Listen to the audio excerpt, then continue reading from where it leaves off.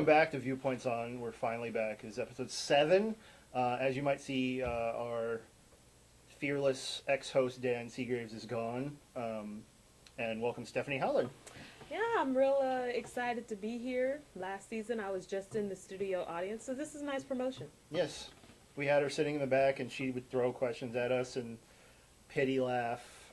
It was nice. So we decided, since Dan was gone, and so you have an update on where actually Dan is at the moment. Yeah, he sent me an email. He said he was going to a seminar for something called the Dharma Initiative, and I have not heard from him since. Oh, so that's too bad. Yeah. So anyway, let's horrible start, transitions. Yeah. Well, let's start with used to be the best show on TV, and now I just don't know Heroes. Welcome to the dark side, my friend. I used to be so all about Heroes, and then every Monday I'm like, that was awesome, that was the best show, and then I come in and talk to Tim on Tuesday, and he's like, no, here's what was wrong with it. And he convinces me the show was bad. Yeah, she used to take over the Dan role of really enjoying Heroes, and since I hate pretty much everything, I hardly ever like it. And this season has been like a chore to sit there and watch this. It's been a bit of a roller coaster because the first episode I thought was great. It was a great start. I was like, Heroes is back on track. It's awesome. And then what happened? It hit a proverbial brick wall. It really, really did. So, yeah. I think we should give us a few suggestions to the producers and the network. These are just our little ways of how we would fix the show. And we had this idea before Entertainment Weekly. Before anybody else out there, we had it. We're just lazy when it comes to actually filming. Right. So, we did have this idea first. Right. My first idea is just to get rid of time travel altogether. Time travel is horrible to explain, and they just use it as like a crutch. It's a bit of lazy storytelling because anything, you can fix anything with time travel. Well, they created this whole time distortion loop this last episode with Hero where he kind of saw himself. Yeah. But then okay, well then what happened to the other hero? Wouldn't they still be in the same timeline then, or what's? And every time travel movie or show I've ever seen, doesn't that rip a hole in the time space continuum? Yeah, it should be like together at the same time. That Van Damme movie, Time Cop. Yeah. Where the two people can't occupy the tape, and if they do, they turn into some weird blob. Right. Yeah, it should be like that. And in Back to the Future, the doc's all like, hey, don't interact with your current or future self. And I mean, that's where I get all my time travel information from. I just want to say, for anyone who says, like, oh, well, maybe you shouldn't rip off ideas from other places. Heroes does that every single week, so what's one more? I mean, really? We will be discussing the Heroes ripoff a little later in the show. If you steal from Time Cop, no one's going to be that mad. My main issue with the time travel is that nobody ever dies. No. Like, it takes all the excitement and cliffhanger element out of the show if you're like on last week, and I apologize if you haven't watched it yet, it's still on your TiVo, this is going to be a spoiler. For about one commercial break, Matt Parkman was dead.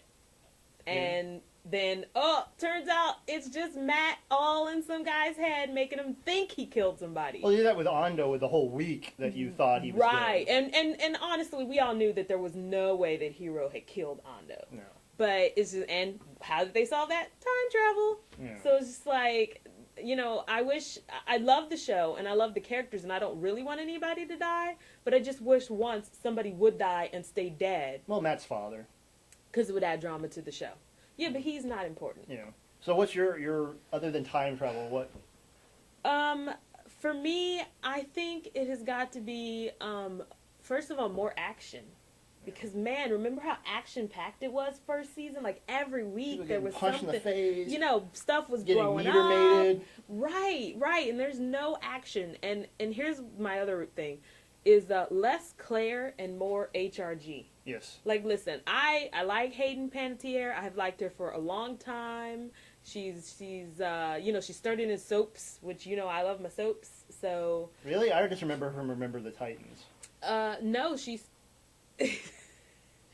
she started in soap, so I've liked her for a long time. But Claire is just boring and dull. She's like a plot vacuum You know, she's the Roach Motel of storylines. Plots check in, but they don't check out. So it's just like, I don't know what to do with that. And every time she's on TV, I'm like, where is HRG? Because I love him. Yeah, I think HRG and Siler should be the next big buddy cop, movie. That'd be great. Like that just I be would awesome. watch that every week, and I would like pay NBC. I give them $5 to watch. Right, just to see the two I of do them. that pay-per-view. Well, I know you have a real radical suggestion on how to fix Go the to show. my old Donald Trump thing and just say, "Hey, Tim Crane, you're fired. You're fired."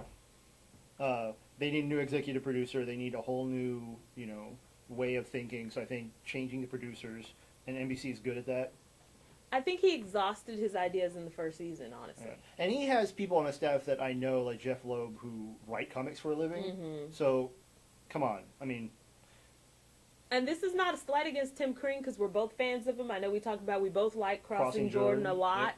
Yep. Loved it. But I just think he's run out of ideas because now every single week is just a retread of something you've already seen. Yeah. So what about you? Any horribly changing things you do? I would cut the cast. I would just really cut down the cast a lot. Like 1 week, it would just be a bloodbath, and I'd get rid of a lot of those peripheral characters. I mean, I think they were on the right road when they got rid of Maya last week, although I would have really liked to have seen her die, because I really did not care for her character.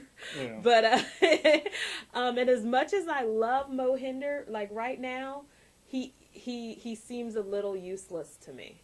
No, so, I agree. And he's such a pivotal character. If he died, that would really be a great jumping off point to something new. Yeah, no, I agree. So I think they just need to cut down the cast No, I as agree well. with that too. One thing we're trying to do, if you go to our website, well, not our website, our blog at inskateblog.blogspot.com, we try to experiment with Heroes, or we live blog during Heroes.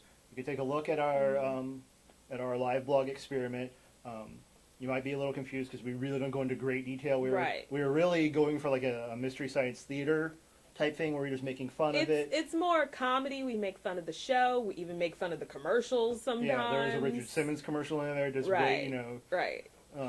Just waited to be, So if you feel like you need a little laugh while you're watching the show, and not because the show's terrible, then our blog would be a great thing for you to check out. But we are actually going to be trying to do in 2 weeks, because this Monday is all election stuff. Right. Yeah. So Heroes will be back in November. I think, what is it?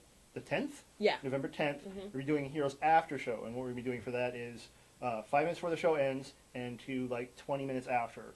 Then we can just talk about it, and we don't have to worry about going into detail, and it's sort of an after show type of thing. So we're going to try that, and that's at our the blog too. So just go to our blog for inskateblog.blogspot.com, and we'll give more information on that. So let's move on from a show that is disappointing us to a show that we love. It's pretty much the best show on TV right now, and just I'm finding it hard to find fault with it. Is The Office? Just love The Office. Love everything about it. Love what they're doing this season. I know this week's episode is going to be a little sad for you, though. Yeah, I've been saying for weeks that Amy Ryan is the greatest thing to happen to The Office in quite some time. To find a woman who is so compatible with Michael is just unbelievable. And not just the character, but the actress. The she chemistry. Just pulls it off so well. And the comedy, she's amazing. Well, no wonder she's got an Oscar nomination. She won a Tony, so she's a real accomplished actress. And then she comes on this show and she's hilarious. Yeah, knocks it out of the park. And there's never a failure to just make you laugh at the pranks that Jim pulls on Dwight. Yeah.